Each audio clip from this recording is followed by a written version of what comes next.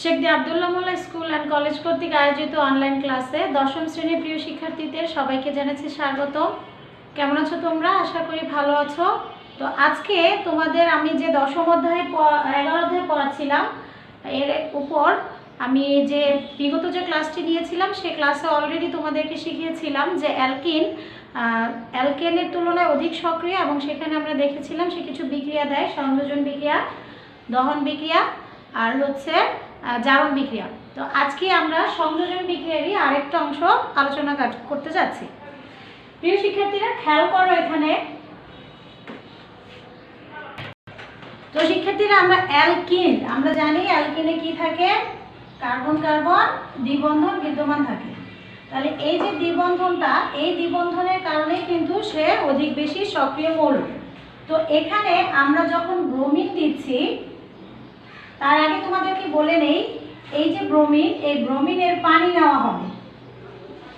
আরেকটু বুঝে নাও, ব্রোমিন পানি যার কালার হচ্ছে লাল বর্ণের। কোন বর্ণের?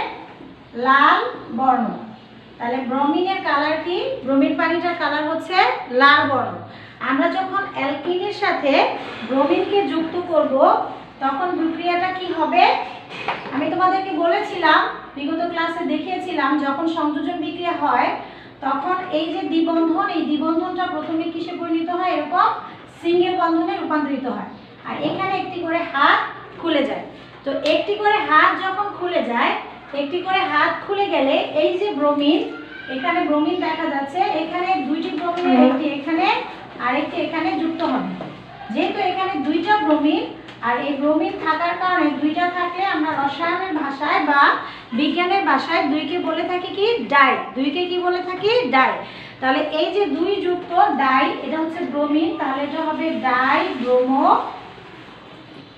ইথেন। Dibromoethane. প্রিয় শিক্ষার্থীরা, একটু আগে বলেছিলাম, তোমাদের মনে আছে কিনা,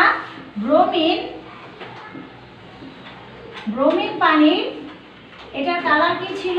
লাল। এখানে একটা ম্যাজিক হবে। কি ম্যাজিক হবে?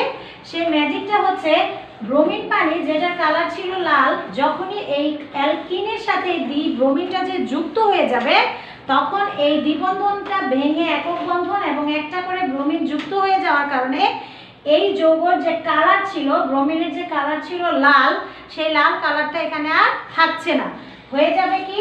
বর্ণহীন। কি হয়ে যাবে? বর্ণহীন, অর্থাৎ কালারলেস। এই যে বর্ণহীন হয়ে গেল, এই বর্ণহীন হয়ে যাওয়ার মাধ্যমে কিন্তু অ্যালকিন একটা প্রমাণ দিল। কি প্রমাণ দিল শিক্ষার্থীরা? সে প্রমাণ দিল যে তার ভিতরে একটা কি বন্ধন ছিল?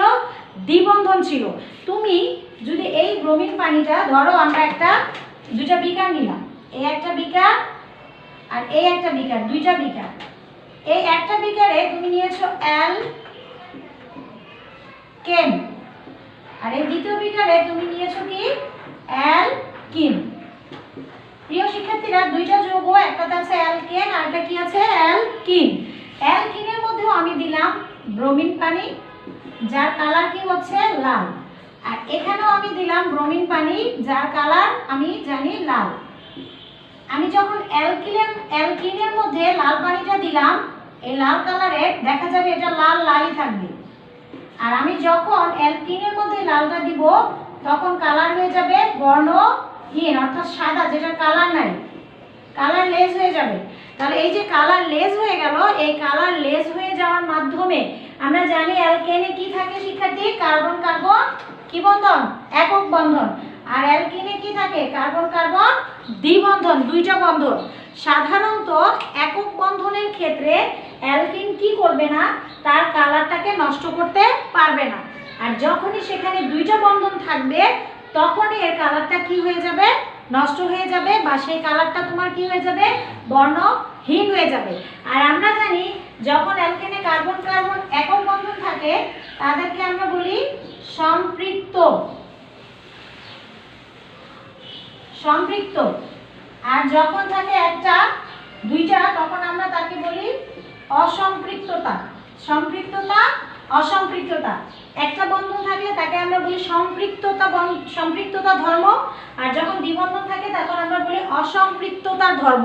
তার মানে আমরা এই পরীক্ষার মাধ্যমে কিন্তু প্রথমত আমরা আমরা দেখাইতে পারলাম অ্যালকিন ব্রোমিনের সাথে সংযুক্ত হয়। দ্বিতীয়ত আমরা দেখাইতে পারলাম তার ভিতরে যে দ্বিবন্ধনটা আছে, তার ভিতরে যে অসম্পৃক্ততার ধর্মটা আছে, সেটাকে সে প্রমাণ করতে পারলো। তাহলে এই প্রশ্নটা পরীক্ষায় তোমাদেরকে ডাইরেক্ট ব্রোমিন সংযোজন না এসে পরীক্ষায় কি আসতে পারে অসম্পৃক্ততার পরীক্ষা। কি পরীক্ষা? অসম্পৃক্ততার পরীক্ষা। যদি তোমাদের প্রশ্নে পরীক্ষায় আসে যে এই ধরো একটা যৌগ দিয়ে বলো, এরকম একটা যৌগ দিয়ে তোমাদের পরীক্ষায় বললো এক্স একটি যৌগ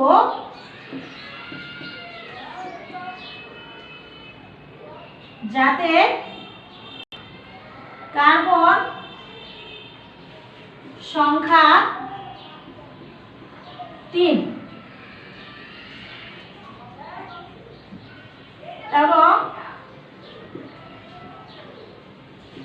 যৌগটিতে কার্বন কার্বন দ্বিবন্ধন বিদ্যমান, প্রমাণ করো। প্রিয় শিক্ষার্থীরা, প্রশ্নটি লক্ষ্য করো। কি বলেছি? এক্স একটি যৌগ যাতে কার্বন সংখ্যা হচ্ছে 3। তাহলে কার্বন সংখ্যা কয়টি? 3টি। এই 3টি কার্বন যৌগের মধ্যে যৌগটিতে কার্বন কার্বন কি বন্ধন বিদ্যমান? দ্বিবন্ধন বিদ্যমান। কি বন্ধন বিদ্যমান? দ্বিবন্ধন বিদ্যমান। এই দ্বিবন্ধনটা তোমাকে প্রমাণ করে দেখাইতে বলছে। তাহলে তুমি কিভাবে প্রমাণ করবে? অলরেডি তুমি শিখে ফেলেছো যে আমি দ্বিবন্ধনের প্রমাণের জন্য কি যুক্ত করতে পারি? ব্রোমিন পানি যুক্ত করতে পারি। তাহলে আমরা চলো আগে এক্স যৌগটাকে চিহ্নিত করি। এক্স যৌগটাতে কয়টা কার্বনের সংখ্যা বলা হয়েছে? 3টা। তাহলে তুমি আগে 3টা কার্বন দাও। তোমাকে এটাও বলে দিয়েছে এখানে কি বন্ধন আছে? দ্বিবন্ধন আছে। তাহলে তুমি একটা জায়গায় দ্বিবন্ধন দিয়ে দিলা। কার্বনের বাকি হাতগুলো আমরা ফিল আপ করি। এখানে তার 2টা ব্যবহার করেছে 2, এখানে 2 আর একে 3, তাহলে এখানে এইচ, এখানে একটা আছে, এখানে 3টা, তাই না? তাহলে এই হচ্ছে আমাদের যৌগ, এক্স যৌগ। প্রিয় শিক্ষার্থীরা, এই যৌগটির নাম কি? Methane, ethane, propane. তাহলে প্রোপিন হবে। কেন পিন হবে? আমরা জানি প্রোপিন কেন হবে। কেন হবে?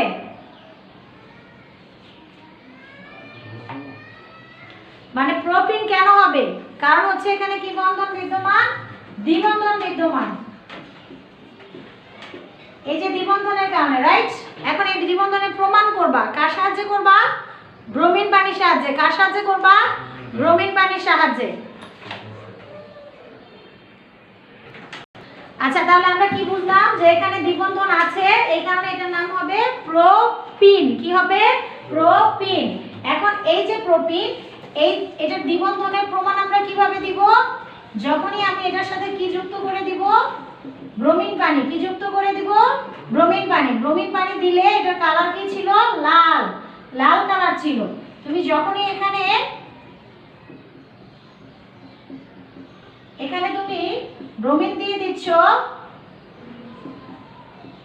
কালারটা হয়ে গেল কি? বর্ণহীন। এই বর্ণহীন প্রমাণ করার মাধ্যমে আমি প্রমাণ করতে পারলাম এখানে কি বন্ধন আছে? দ্বিবন্ধন আছে। এখানে কি বন্ধন আছে? দ্বিবন্ধন আছে। প্রিয় শিক্ষার্থীরা, এই পরীক্ষাটার নাম কিন্তু ব্রোমিন পানি পরীক্ষা, অসম্পৃক্ততার পরীক্ষা। 2টা জিনিস মনে রাখতে হবে। একটা হচ্ছে ব্রোমিন পানি পরীক্ষা, ব্রোমিন সংযোজন, আবার কি? অসম্পৃক্ততার পরীক্ষা, অসম্পৃক্ততার পরীক্ষা। এবার আমরা শিখব হচ্ছে অ্যালকিনের জারণ বিক্রিয়া। কি বিক্রিয়া? জারণ বিক্রিয়া। চলো আমরা জারণ বিক্রিয়া চলে যাই।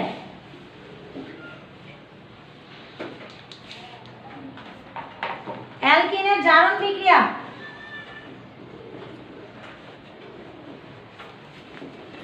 অ্যালকিনের জারণ বিক্রিয়া।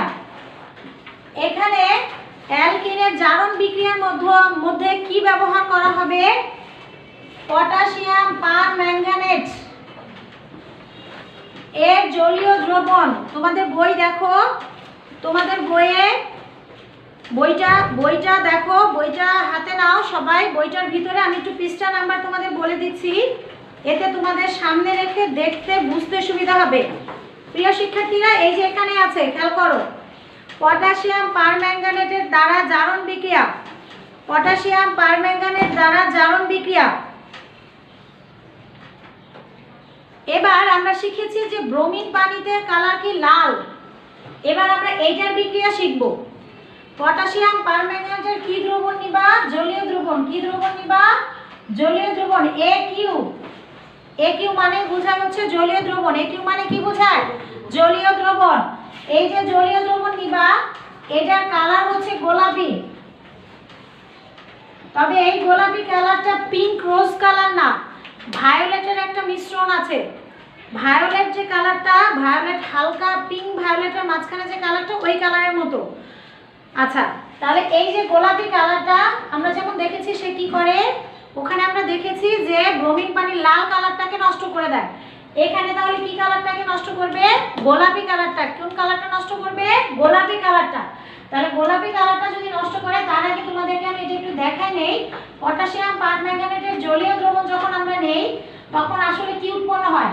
পটাশিয়াম অক্সাইড, ম্যাঙ্গানিজ অক্সাইড আর হচ্ছে জাইমন অক্সিজেন। প্রিয় শিক্ষার্থীরা আবারও খেয়াল করো, কি কি উৎপন্ন হয়? পটাশিয়াম অক্সাইড, ম্যাঙ্গানিজ অক্সাইড আর হচ্ছে জাইমন অক্সিজেন। এবার তোমরা যখন উপরের ক্লাসে উঠবা, পটাশিয়াম পারম্যাঙ্গানেটের ক্ষারীয় দ্রবণও নেওয়া হতে পারে। ক্ষারীয় দ্রবণ তখন উৎপন্ন হবে পটাশিয়াম হাইড্রোক্সাইড, ম্যাঙ্গানিজ ডাইঅক্সাইড, জাইমন অক্সিজেন। প্রিয় শিক্ষার্থীরা, দুই ধরনের দ্রবণই তোমরা যখন উপরের ক্লাসে উঠবা তখন দুটোটা দিয়েই শিখবা। আমি একটু দেখিয়ে দিচ্ছি জাস্ট, যদিও তোমাদের বইয়ে নাই, তারপর আমি একটু দেখিয়ে দিচ্ছি যাতে তোমাদের সাহায্য হয়। পটাশিয়াম পারম্যাঙ্গানেটের কালার কি? গোলাপি। কি কালার? গোলাপি।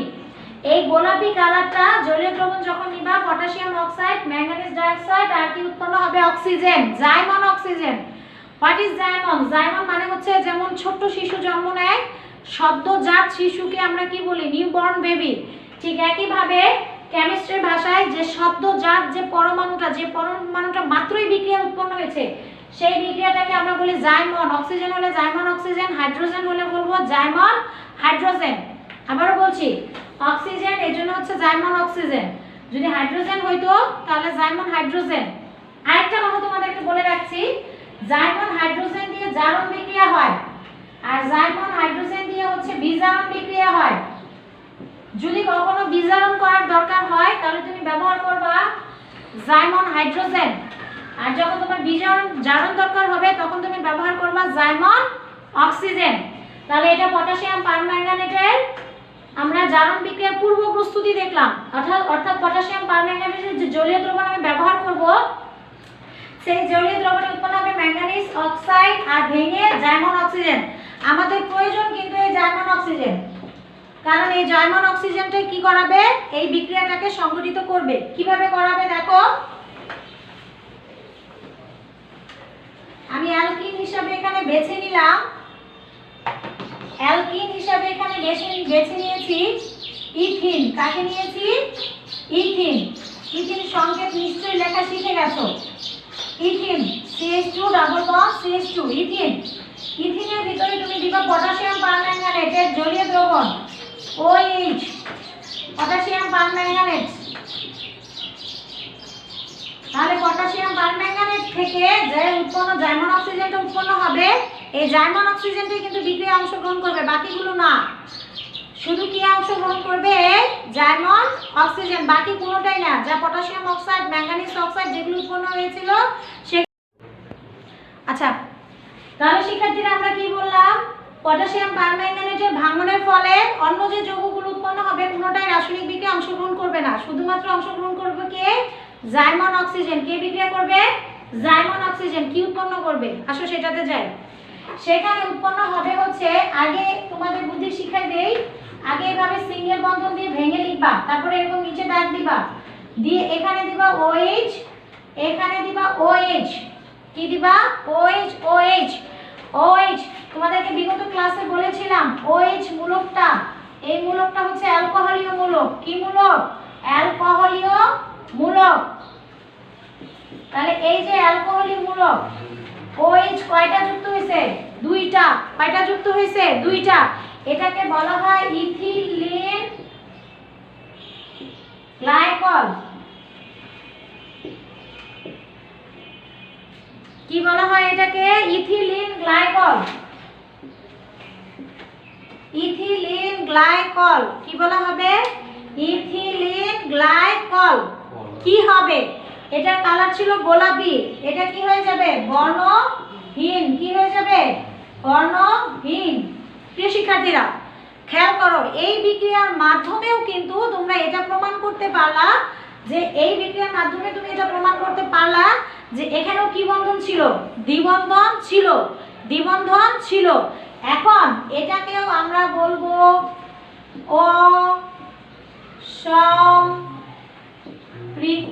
অসম্পৃক্ততার পরীক্ষা।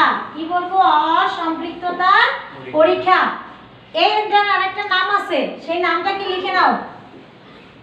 বেয়ার পরীক্ষা।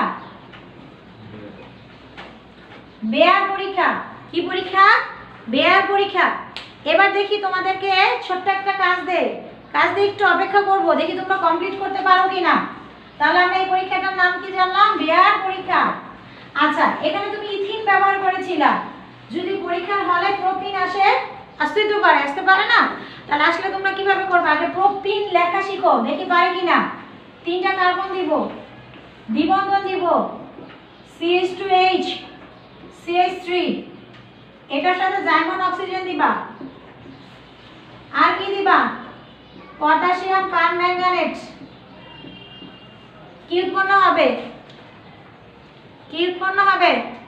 লিখে দেখো, দেখি পারো কিনা। আমি তো একটু পরে দেখাবোই। আবারও বলতেছি, প্রোপিন। এটা কি? প্রোপিন। একটু আমরা ট্রাই করব। প্রোপিন পটাশিয়াম পারম্যাঙ্গানেটের সাথে বিক্রিয়া করছে, জলীয় দ্রবণের সাথে বিক্রিয়া করছে। কি উৎপন্ন হয় প্রিয় শিক্ষার্থীরা?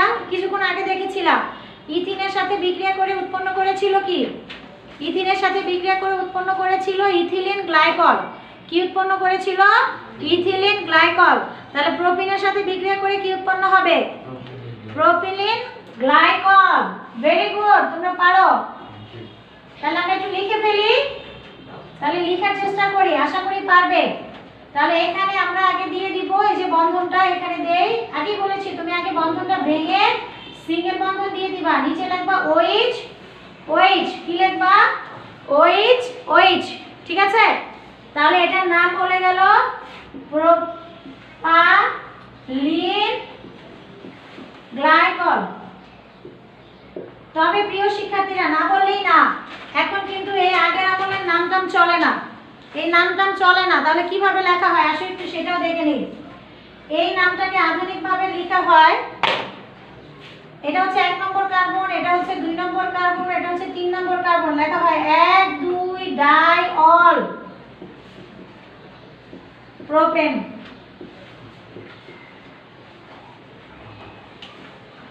কি লেখা হয়? 1 2 ডাই অল প্রোপেন। কেন 1 2? মনে রাখবা OH মূলক এক, যেখানে OH মূলক থাকবে সেই কার্বনটাকে 1 ধরবা, তারপরে ক্রমান্বয়ে কার্বনের নাম্বারিং করবা। OH মূলক এখানে আছে, এজন্য এটা 1 নম্বর কার্বন, পরেরটা 2, তারপরেরটা 3। তাহলে OH মূলক কোথায় আছে? 1 আর 2 আছে, এজন্য লিখলাম 1 2। কয়টা? 2টা। কয়টা? 2টা। 1 2 ডাই অল প্রোপেন, অথবা 1 2 নল প্রোপেনও লেখা যায়। তাহলে আমরা এটা আশা করি পারবো। বাসায় প্র্যাকটিস করতে হবে, বাসায় প্র্যাকটিস ছাড়া এই অংশ করা ইম্পসিবল। এরপরে আমি তোমাদের অ্যালকিনের আরেকটা বিক্রিয়া দেখাবো, তাহলে আমাদের অ্যালকিনের বিক্রিয়া মোটামুটি কভার হয়ে যাবে। তবে এখন যে বিক্রিয়াটা শিখাবো সেই বিক্রিয়াটা খুবই গুরুত্বপূর্ণ, ভেরি ভেরি ইম্পর্টেন্ট, এবং অনেক আলোচনার বিষয় আছে। পলিমারকরণ বিক্রিয়া। পলিমারকরণ বিক্রিয়া।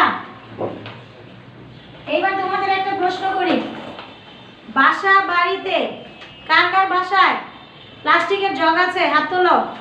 আমারও আছে, জানি তোমাদের বাসায় আছে। কার কার বাসায় প্লাস্টিকের চেয়ার আছে? আমার বাসায় আছে। তাহলে এই যে যে জিনিসগুলো দেখলাম, আর বাজার থেকে যখন শপিং করে আনি কিসের ব্যাগে আনি? পলিথিনের ব্যাগে, রাইট? তাহলে পলিথিনের ব্যাগে আনো, তাহলে এই যে পলিথিন, সেটা কি যৌগ? পলিমার যৌগ। পলিমার যৌগ। তাহলে পলিমারকরণ আমরা শিখব।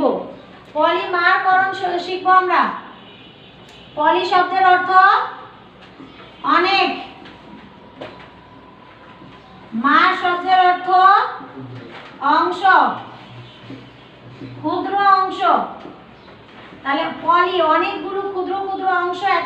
হয়ে যে যৌগ গঠন করবে সেই যৌগটার নাম হচ্ছে পলিমার যৌগ। কি যৌগ?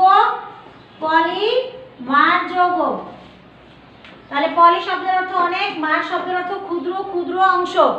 তাহলে অনেকগুলো ক্ষুদ্র অংশ একত্রে যুক্ত হয়ে কি যৌগ গঠন করে? পলিমার যৌগ। আর এই পলিমার যৌগ তৈরি হওয়ার প্রক্রিয়াকে আমরা বলছি পলিমারকরণ। কি? পলিমারকরণ।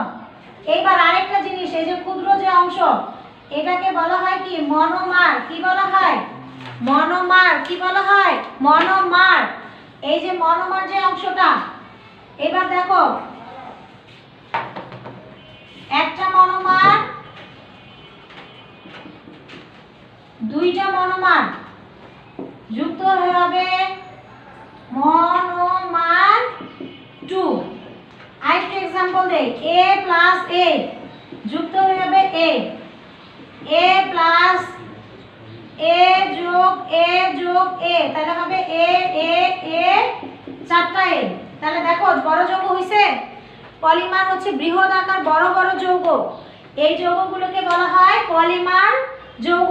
এবার আরেকটু ডিটেইলস বলি। পলিমার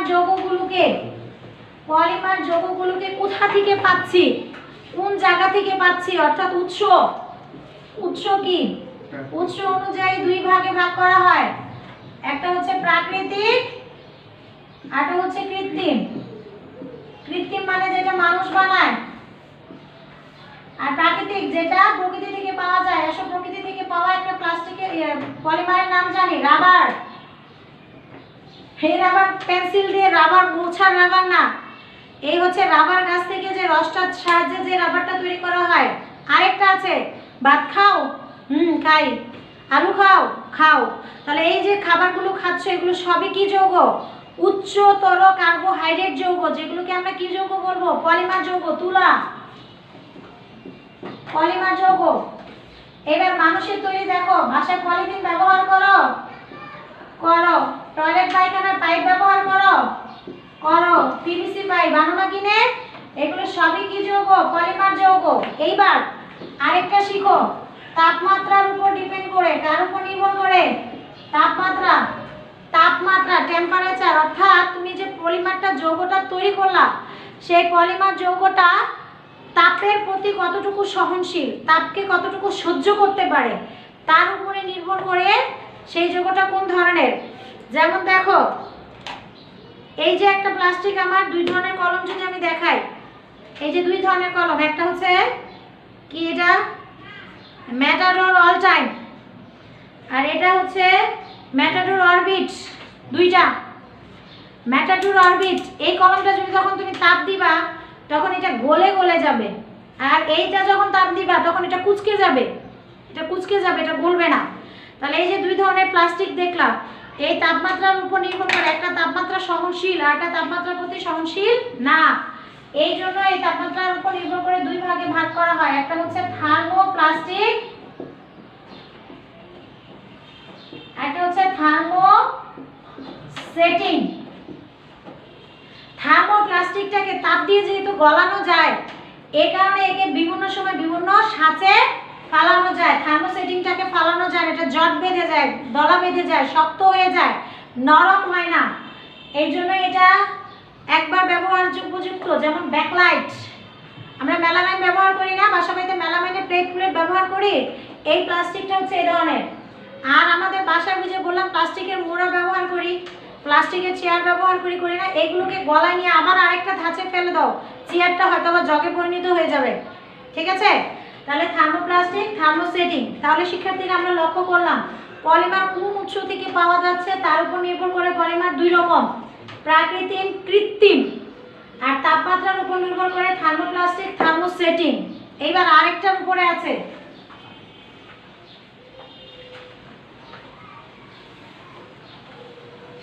বিক্রিয়ার উপর নির্ভর করে। কিসের উপর? বিক্রিয়া। কোন ধরনের বিক্রিয়ার সাহায্যে পাচ্ছ? একটা হচ্ছে ঘনীভবন, একটা হচ্ছে দ্রুত পলিমার। ঘনীভবন, বাসা বাড়িতে নাইলনের কাপড় আগে খুব ব্যবহার করা হতো, নাইলন, প্লাস্টিক পিছলির কাপড়গুলো, এই যে নাইলনের কাপড় সেই বিক্রিয়া হচ্ছে ঘনীভবন। আর জুতো পলিমার যেটা যে আমরা একটু আগে শিখেছি পলিথিন, ঘনীভবন পলিমার। আর কোনটা? জুতো পলিমার। ঘনীভবন পলিমারে মনোমার একই জাতীয় হবে, অর্থাৎ এখানে জুতো পলিমারে মনোমার এক হবে, যেমন এ এ যুক্ত হলো এ এ, কিন্তু ঘনীভবনে দুইটা হবে, এ বি যুক্ত হবে এ বি। খেয়াল করো এখানে মনোমার দুই ধরনের আর এখানকার মনোমার একই ধরনের। একই ধরনের মনোমার যুক্ত হয়ে যে যৌগ গঠিত করবে সেটাকে আমরা বলবো জুতো পলিমার। আর ভিন্ন ভিন্ন দুই ধরনের মনোমার যুক্ত হয়ে যে যৌগ গঠন করব তাকে আমরা বলবো ঘনীভবন পলিমার। তোমাদের বইয়ে ঘনীভবন পলিমারটার উদাহরণ দেওয়া আছে আর জুতো পলিমারও দেওয়া আছে। এইবার আসো জুতো পলিমারের কিছু উদাহরণ দেখবো আমরা। আগে জুতো পলিমারটা দেখি, তারপরে ঘনীভবন পলিমার দেখি। জুতো পলিমার,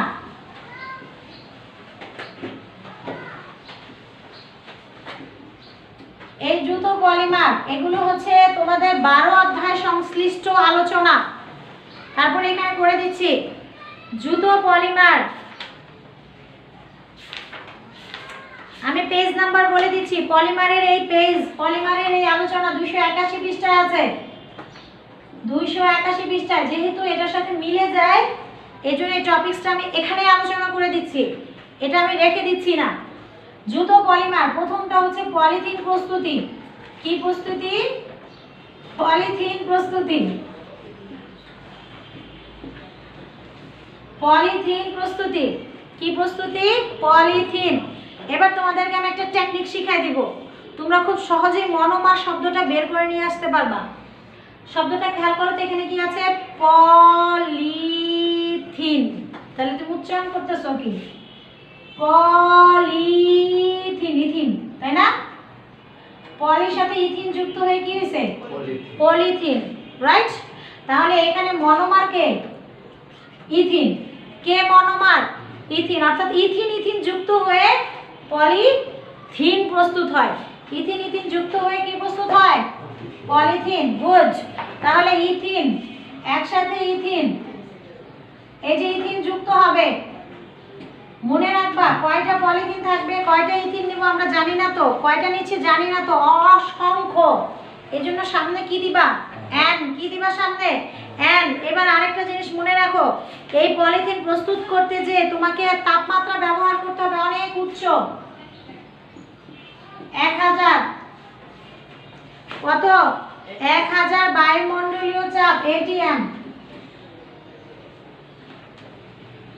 ছোট হাতে লিখতে হবে। 1000 টেম্পারেচার চাপ আর তাপমাত্রা কত? 200 ডিগ্রি সেলসিয়াস তাপমাত্রা। টাইটানিয়াম ক্লোরাইড, অনেক সময় অক্সিজেনে ব্যবহার করা হয়। তাহলে আমরা বলতেছি 1000 বায়ুমণ্ডলীয় চাপ ও 200 ডিগ্রি সেলসিয়াস তাপমাত্রায় টাইটানিয়াম ক্লোরাইডের সাথে ইথিনের বিক্রিয়ায় উৎপন্ন হবে কি?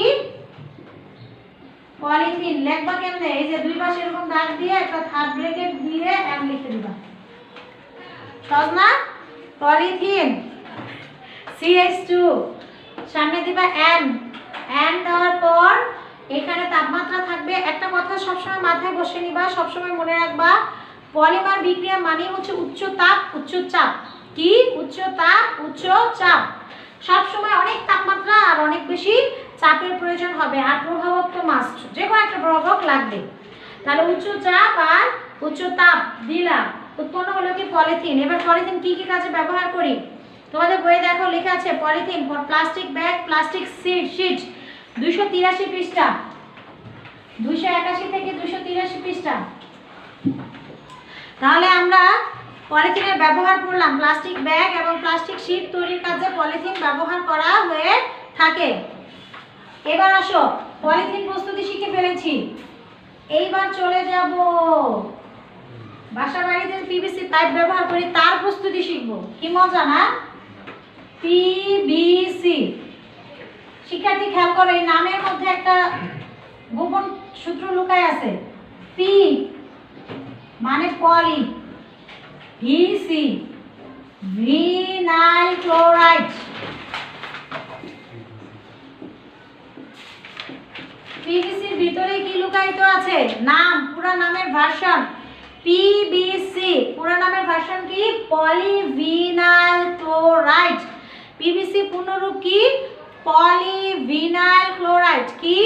Polyvinyl chloride. Polyvinyl chloride. তাহলে এই যে তোমাদের একটু আগে শিখেছিলাম, পলিটা বাদ দিয়ে দাও, থাকে কে? Vinyl chloride. কে থাকে? Vinyl chloride. এই ভিনাইল ক্লোরাইড হচ্ছে আমাদের মনোমার, এটাই হচ্ছে আমাদের মনোমার। সংকেত কি? CH2 ডাবল বন্ড CH2, এখানে একটা দিবা হচ্ছে Cl, একটা H কম দিবা। CH2 ডাবল বন্ড CH, একটা ক্লোরিন, এই যে লাস্টের সাথে ক্লোরিন যুক্ত হয়েছে এই জন্য এটার নাম হচ্ছে ভিনাইল ক্লোরাইড। আবারও বড় করে লিখে দেই, বোর্ডে ভিডিওতে যদি দেখতে সমস্যা বড় করে লিখছি। CH2 ডাবল বন্ড CaCl, এটার নাম হচ্ছে ভিনাইল ক্লোরাইড। এটার নাম কি? Vinyl chloride. এই ভিনাইল ক্লোরাইডে কি দিবা? একটু আগে বলেছিলাম কি সংখ্যক নিব? n সংখ্যক। কি নিব? n সংখ্যক, কারণ আমি জানি না কয়টা ভিনাইল ক্লোরাইড লাগবে, এজন্য কি নিব? n সংখ্যক ভিনাইল ক্লোরাইড। সাথে কি দিবা? উচ্চ তাপ। ম্যাডাম সবসময় কিন্তু তোমাদের তাপমাত্রা মনে থাকবে না, এই জন্য চালাকি বুদ্ধি করবা, লিখে দিবা উচ্চ তাপ উচ্চ চাপ। কি লিখে দিবা? উচ্চ তাপ উচ্চ চাপ। টেম্পারেচার তো মনে নাই পরীক্ষার হলে, ম্যাডাম ভুলে গেছি। সঠিক তাপমাত্রা ও চাপ মনে নাই, কোনো সমস্যা নাই, তুমি শুধু এই শব্দটা ব্যবহার করলে হবে। উচ্চ তাপ উচ্চ চাপ, উচ্চ তাপ উচ্চ চাপ। এইবার এখানে ব্যবহার করা হবে জৈব পারক্সাইড প্রভাবক হিসাবে। ও ম্যাডাম এমন যদি হয় পরীক্ষার হলে মনে নাই যে জৈব পারক্সাইড দিতে হবে, তখন কি দিব? তারও বুদ্ধি আছে, লিখে দাও প্রভাবক। ঠিক আছে, তারও বুদ্ধি কি? লিখে দাও প্রভাবক। তাহলে উৎপন্ন হবে কি? এই যে সহজ বুদ্ধি আরো শিখে নাও। এই সিটাকে নিচে নামাই দিবা, এখানে একটা হাত বের করে দিবা, এখানে একটা হাত বের করে দিবা, বের করে এখানে দিবা একটা স্টার্ট ব্র্যাকেট, এখানে দিবা n। তাহলে হয়ে গেল ভিনাইল ক্লোরাইড। হয়ে গেল কি? Vinyl chloride. এটার ব্যবহার কি? এটা কিন্তু পিভিসি, ভিনাইল ক্লোরাইড থেকে হয়ে গেল polyvinyl chloride, that means PVC. কি কাজে ব্যবহার করা হয় পিভিসি? পানির পাইপ, বিদ্যুতের অপরিবাহী পদার্থ, পানির পাইপ, বাসাবাড়িতে যে পাইপ টানা হয় সেই পাইপগুলো পিভিসি পাইপ বা বিদ্যুৎ অপরিবাহী পদার্থ হিসেবে ব্যবহার করা হয়। এরপরে আরেকটা জিনিস আছে, এটা দিয়ে আজকে ক্লাস শেষ করব।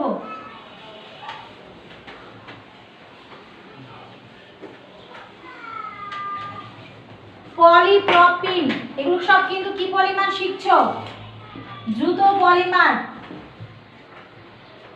কি শিখলে শিক্ষার্থীরা? দ্রুত পলিমার। কি শিখেছো? দ্রুত পলিমার।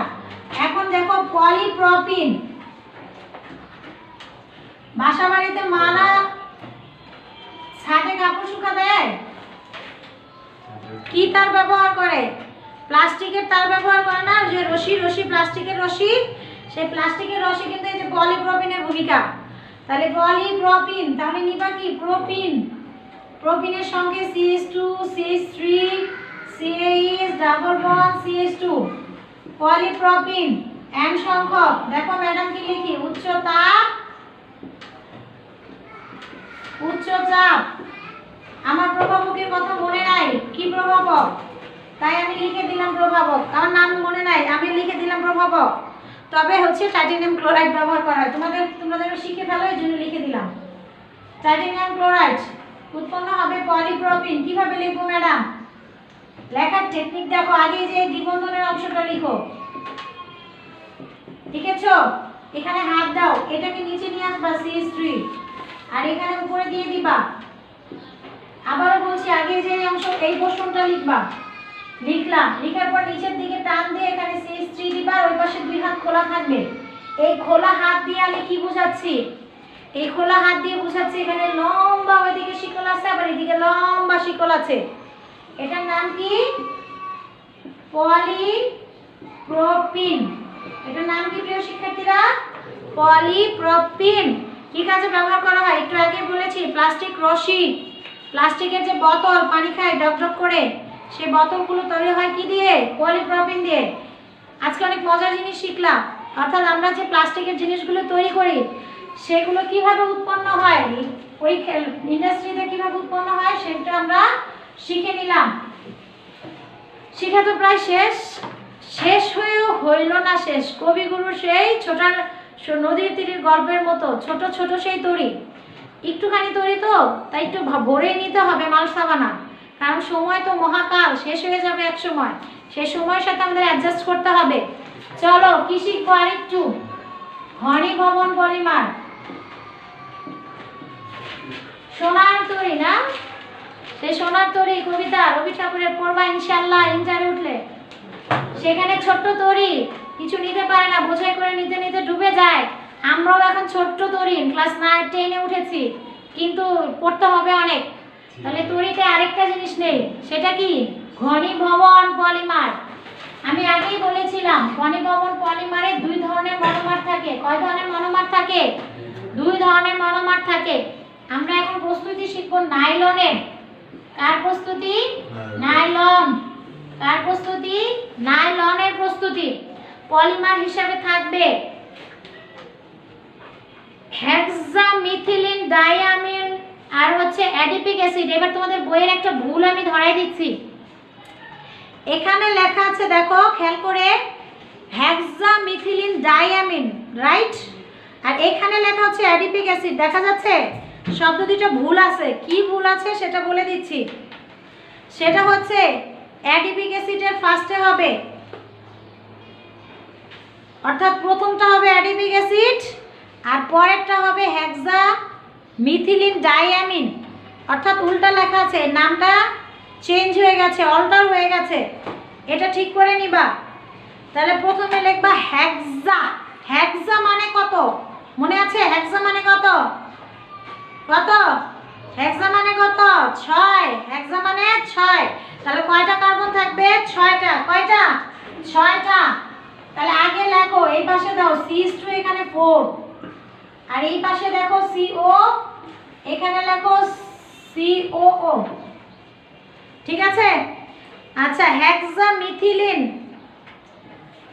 না, প্রথমে আমরা অ্যাডিপিক অ্যাসিড লিখে ফেলেছি, আমরা অ্যাডিপিক অ্যাসিডই লিখি। অ্যাডিপিক অ্যাসিড ও কার্বন সংখ্যা থাকবে 6টা। এবার মিথিলিন লিখবো, সেম একভাবে এখানে CH2 দাও, 4 দাও, 4টা, আরো 2টা বাদ রয়েছে কার্বন। তো এই পাশে হচ্ছে 2টা দাও, হেক্সামিথিলিন এখানে দিয়ে দাও 6। Hexamethylene diamine. ডাই কেন? এই যে এই মূলকটাকে অ্যামিন মূলক বলা হয়, NH2 মূলকটাকে কি বলা হয়? অ্যামিন মূলক। আর এই যে 6টা আছে এর জন্য হেক্সা, আর CH2 থাকলে সেটাকে বলা হয় মিথিলিন। আবারও বলতেছি, NH2 এটাকে বলা হয় অ্যামিন মূলক।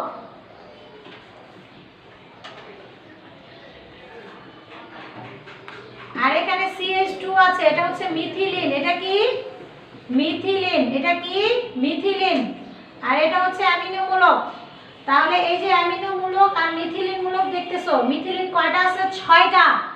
6টা, এই জন্য এটার নাম কি হবে? 6টা আছে, এটার নাম হবে hexamethylene diamine. Hexamethylene diamine. Hexamethylene diamine. আর প্রথমটাকে বলা হয় অ্যাডিপিক অ্যাসিড। কি বলা হয়? Adipic acid. CH2 4, 6টা COOH, অ্যাডিপিক অ্যাসিড আর হচ্ছে হেক্সামিথিলিন ডাইয়ামিন। তাহলে প্রিয় শিক্ষার্থীরা, আমরা এই দুটো থেকে বিক্রিয়া লিখবো। আমি একটু একসাথে লিখে নিচ্ছি, তোমরাও খাতায় একসাথে লেখার চেষ্টা করবে। তাহলে আমি লিখলাম COH, CH2 4 COOH, adipic acid, diamine NH2 CH2 4 NH2। এখানেও দিবা N, এখানেও দিবা N, N সংখ্যক। কি উৎপন্ন হবে? নাইলন। সংকেত কিভাবে লিখবো ম্যাডাম? সংকেত লেখার একটা ট্রিক আছে, ট্রিকটা বুঝাই দে। এখান থেকে শুরু করবা, প্রথমে CH2 লিখবা, 4 দিবা, দিয়ে এখানে যে OH আছে না, OH বাদে লিখে ফেলো, এই পাশে OH বাদে লিখে ফেলো, ঠিক আছে? এখানে এই যে H মনে রাখবো, OH এর সাথে H বের হয়ে যাবে, দ্যাট মিন্স পানি বের হয়ে যাবে, n সংখ্যক পানি বের হয়ে যাবে। আচ্ছা, তাহলে এখান থেকে যদি একটা H কমে যায় থাকবে NH, তাহলে এখানে CH2 4 NH, হাত খোলা থাকবে। আবারও বলতেছি, আবারও দেখো, এই যে এখানে এই OH-টা কমে যাবে, এখানকার OH কমে যাবে, থাকবে কি CO CH4 2 এইটুকু, আর এখান থেকে একটা H কমে যাবে, তাহলে থাকবে NH CH2 4 NH। এইটা হচ্ছে আমার নাইলন 6 6। ম্যাডাম 6:6 কেন?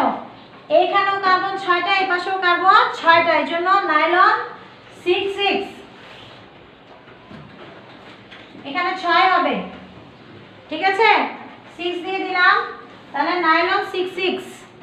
আচ্ছা, আরেকটা জিনিস বলি, ঘনীভবন পলিমার বিক্রিয়ায়, ঘনীভবন পলিমার বিক্রিয়ায় সাধারণত ক্ষুদ্র ক্ষুদ্র অণু যেমন পানি হতে পারে, কার্বন ডাই অক্সাইড হতে পারে, এরা বিক্রিয়া থেকে অপসারণ হয়। এই যে পানি বের হয়ে গেছে, তাহলে এখানে দেখো COOH CH2 4 COOH ছিল, যে এখান থেকে OH কমে যাবে, এখান থেকে OH কমে যাবে, আর এই অ্যামিন মূলক থেকে ওয়ানলি একটা হাইড্রোজেন কমে যাবে। তাহলে প্রথমে তুমি কি লিখবা, আবারও দেখাচ্ছি, প্রথমে লিখবা হচ্ছে CH2 দিয়ে 4 দিবা, তারপরে এই পাশে O লিখবা, এখানেও কি লিখবা, O লিখবা। ঠিক আছে, এই ওটা সাধারণত এখানকার লিখলে সুবিধা, কারণ কার্বনের হাত বের হয়ে যাবে। এটাকেও চাইলে তুমি ঘুরায় লিখতে পারো, এইভাবে কোনো সমস্যা নাই, যেভাবে লিখো ওকে। এরপরে আমি বলেছি এখান থেকে একটা হাইড্রোজেন কমে দাও, এখানে আছে NH2, তাহলে একটা হাইড্রোজেন কম হলে কি হবে, NH কমে গেলে তারপরে এখানে CH2 6 আছে, তাহলে লিখে দিলা 6, তারপরে এখানে NH রেখে বা বন্ধন দিয়ে দিলা, আরো যে আনো পানি, তাহলে উৎপন্ন হলো কি নাইলন 6। প্রিয় শিক্ষার্থীরা, ভিডিওটা প্রায় 40 মিনিটের হয়ে যাবে, ধৈর্য সহকারে দেখো।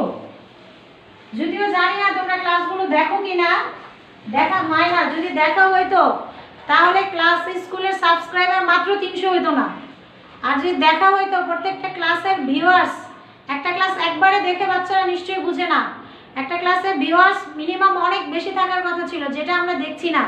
তার মানে কষ্ট করে স্যার ম্যাডামরা ক্লাস নিচ্ছি ঠিকই, কিন্তু তোমরা কেউ সেটার প্রতি কোনো আকর্ষণ তোমাদের নেই। মোবাইল তো হাতেই নাও, তাহলে একটু করো না কষ্ট করে ক্লাসগুলো, বাড়ির কাজ থাকবে, কিছুই না, এগুলো আবার পড়ো, আবার দেখো, আবার লিখো, তাহলে একটু প্র্যাকটিস করবা। 1 অসম্পৃক্ততার পরীক্ষা,